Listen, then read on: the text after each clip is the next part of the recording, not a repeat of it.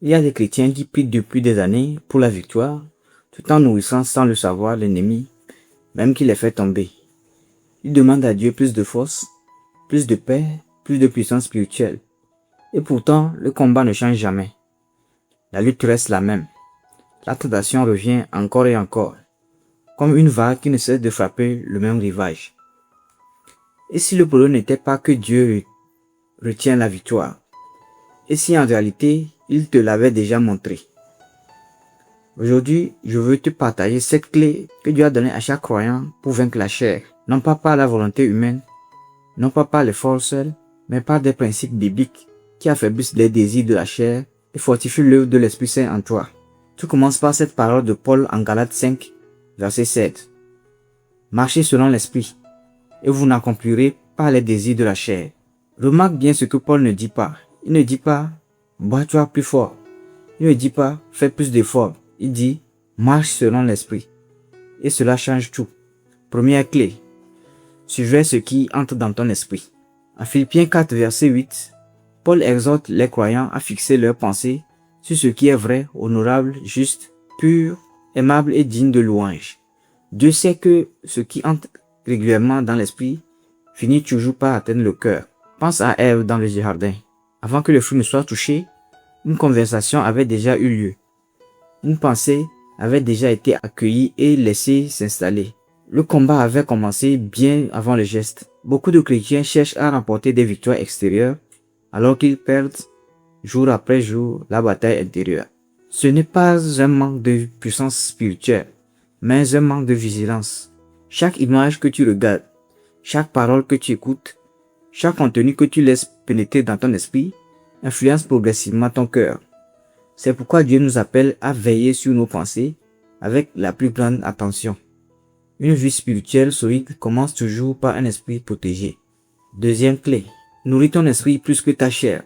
Il arrive que des croyants sincèrement attachés à Dieu prient chaque matin et soient présents à l'église chaque dimanche, tout en ayant l'impression que la tentation devient de plus en plus forte.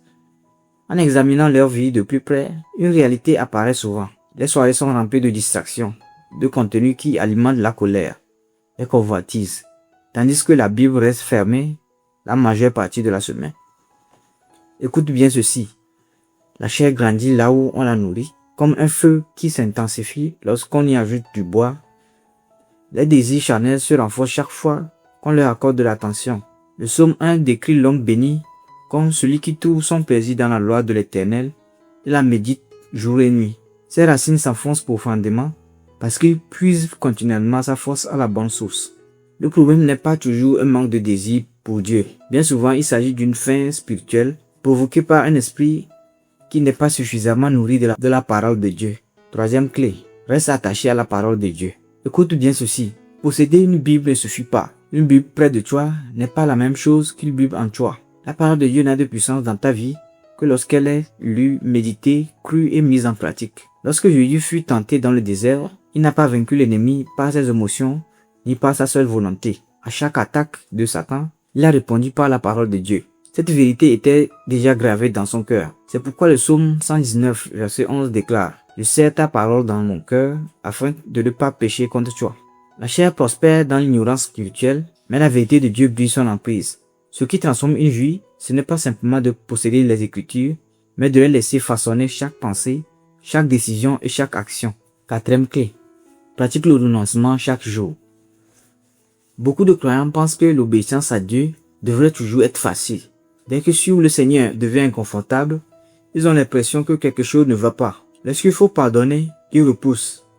Lorsque le sacrifice devient coûteux, ils préfèrent l'éviter. Mais comprends bien ceci. Jésus n'a jamais présenté le fait de le suivre comme un chemin de confort. En Luc 9, verset 23, il déclare que celui qui veut venir après lui doit renoncer à lui-même, se charger de sa croix chaque jour et le suivre.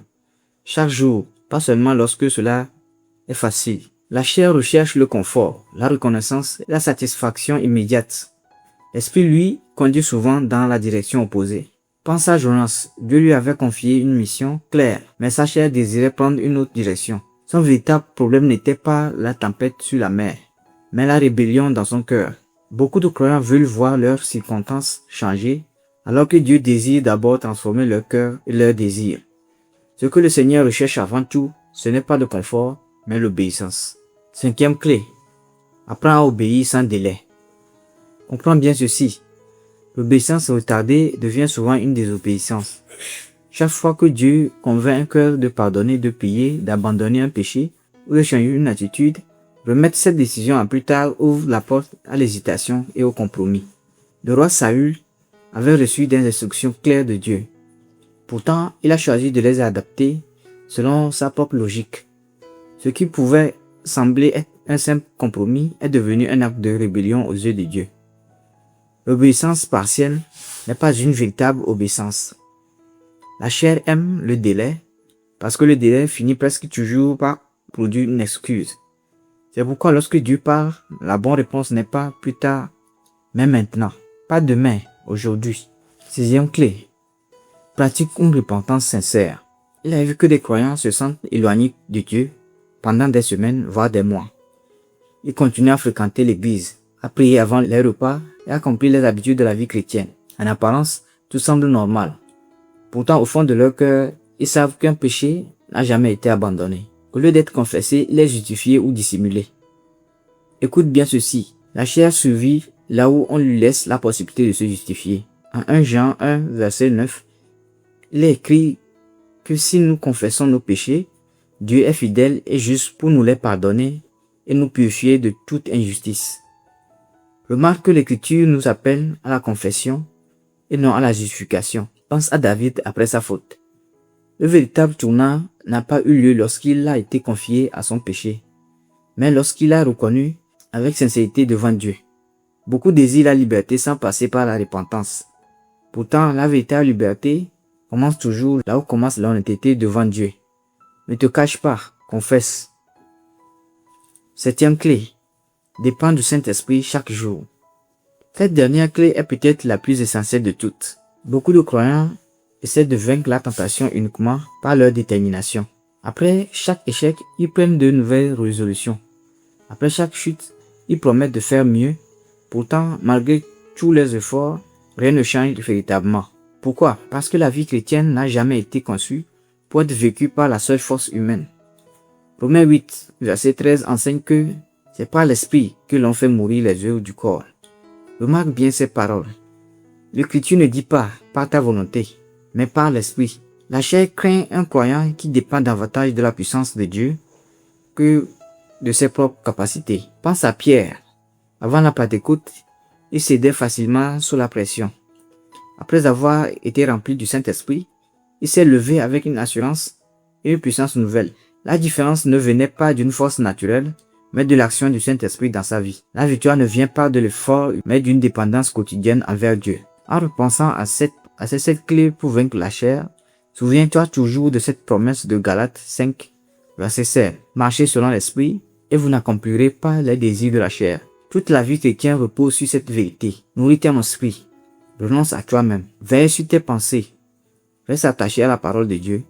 Obéis sans tarder. Répands-toi sincèrement et dépends chaque jour du Saint-Esprit.